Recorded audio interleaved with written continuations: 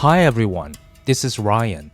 Today, we're stepping into a story you thought you understood, but not the way you've ever heard it before. A story about monsters, fear, and the uncomfortable truth hiding behind America's self-image. So buckle up, because this is going to get very uncomfortable. You've been lied to. For 50 years, we've repeated a story that isn't true. A story written not by soldiers or historians, but by activists, journalists, and filmmakers who wanted America to lose. They told us the Vietnam War proved America was a monstrous empire. They told us the soldiers were villains, the government was evil, and American flag symbolized corruption. And maybe you never noticed, but even Alien, yes, Alien is part of that lie.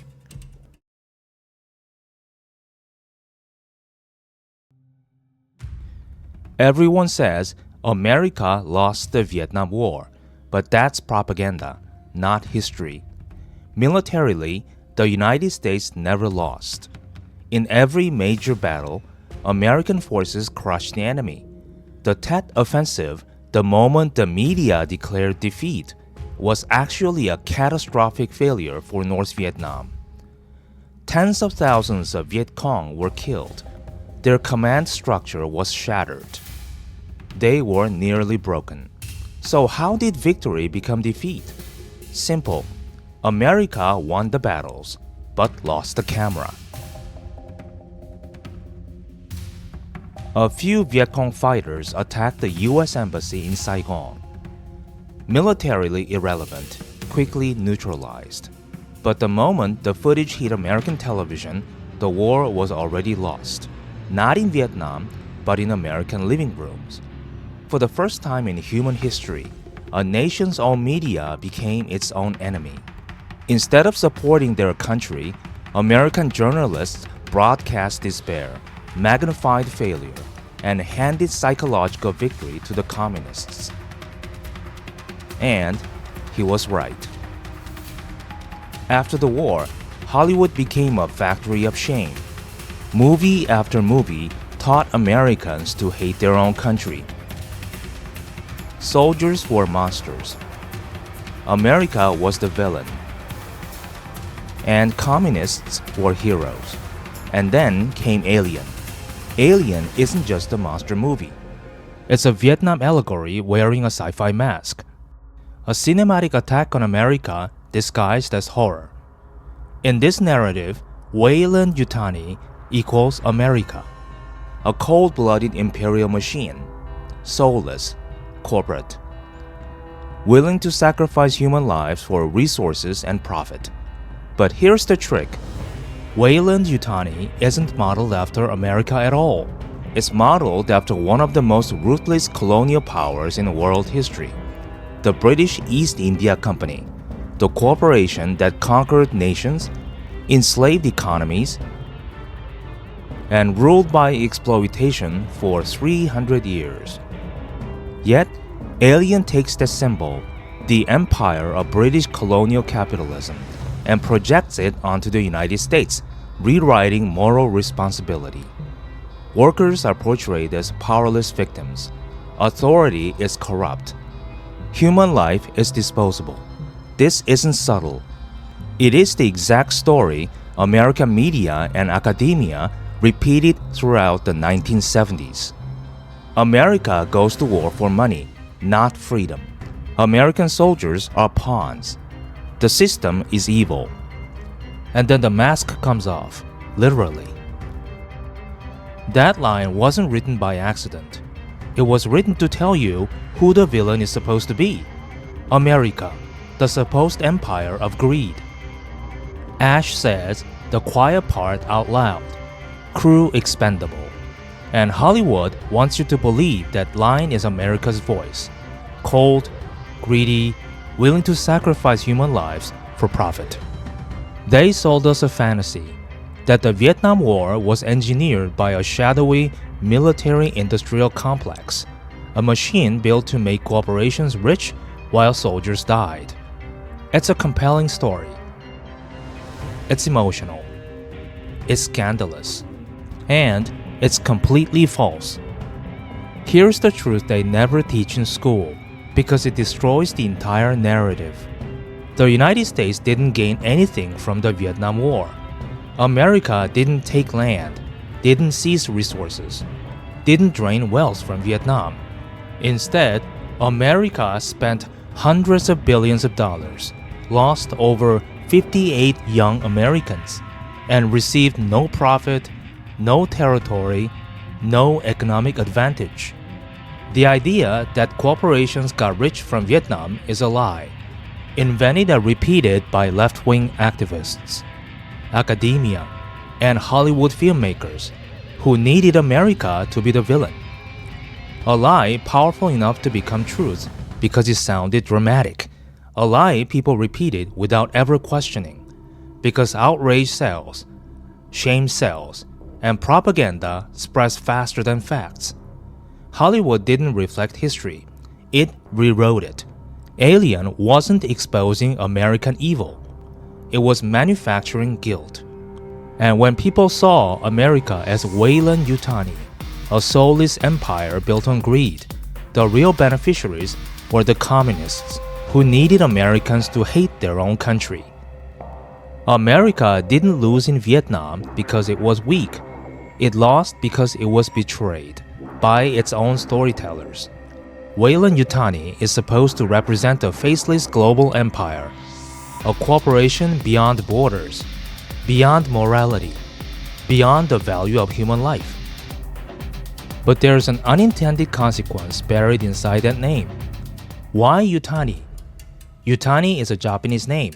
Japan had nothing to do with the Vietnam War. It wasn't an imperial villain. It wasn't a military aggressor in Southeast Asia in the 1960s and 70s. Yet, Alien ties Japan symbolically to the role of an evil imperial machine. It's a strange choice, unless you remember the fear that dominated American culture in the late 1970s. Back then, Japan was rising as an economic superpower. Sony, Toyota, and Mitsubishi were defeating American companies worldwide. Newspapers warned that Japan would own the future. American journalists described Japanese industry as a cold, efficient, corporate war machine. Blade Runner and Cyberpunk flooded screens with Japanese imagery as a symbol of corporate dystopia. Suddenly, it makes sense. Weyland-Yutani equals America plus Japan, a fusion of military power and technocratic corporate dominance. A nightmare vision. The empire of tomorrow, global, ruthless, and unstoppable. But in doing this, Alien unintentionally vilifies Japan, a nation that had no role in Vietnam and no connection to the anti-war trauma being explored. Japan becomes a scapegoat, a symbolic enemy in a war of guilt, rewritten through cinema. And even visually, the Japanese-inspired interior design of the Nostromo reinforces the message. Clean geometric grids, washitsu-like panel walls, minimalist compartment spaces, a cinematic echo of Japan's rising corporate empire.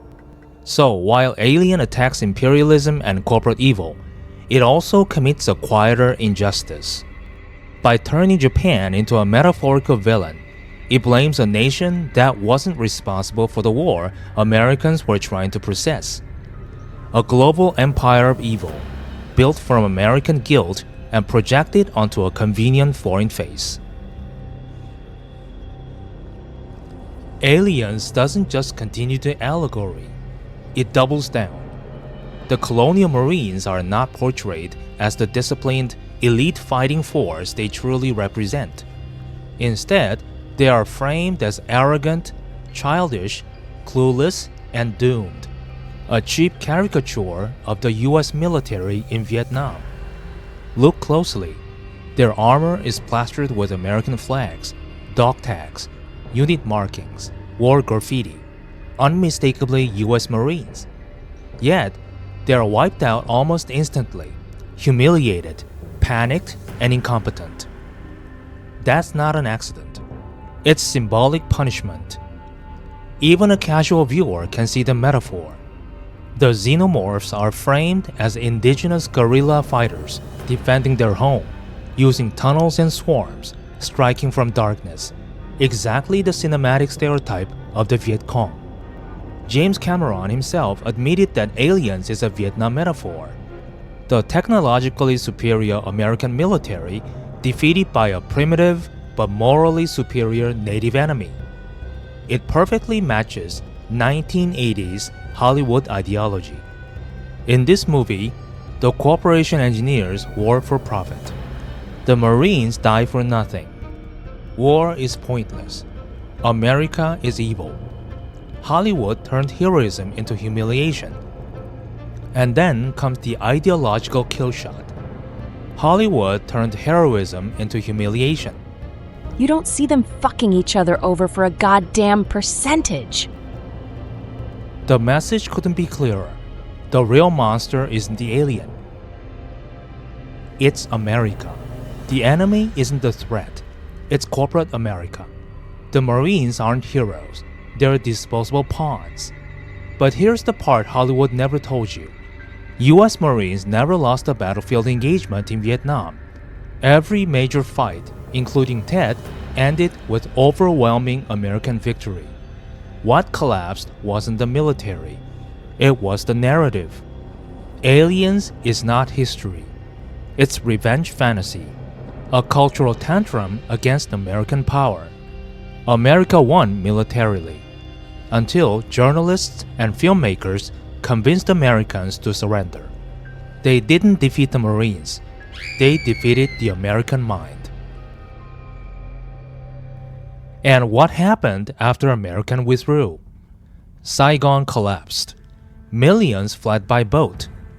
Re-education camps, torture, executions, Cambodian genocide, 2 million dead. Tell me again who the villains were. Alien is not about monsters. It is about a culture desperate to destroy its own identity.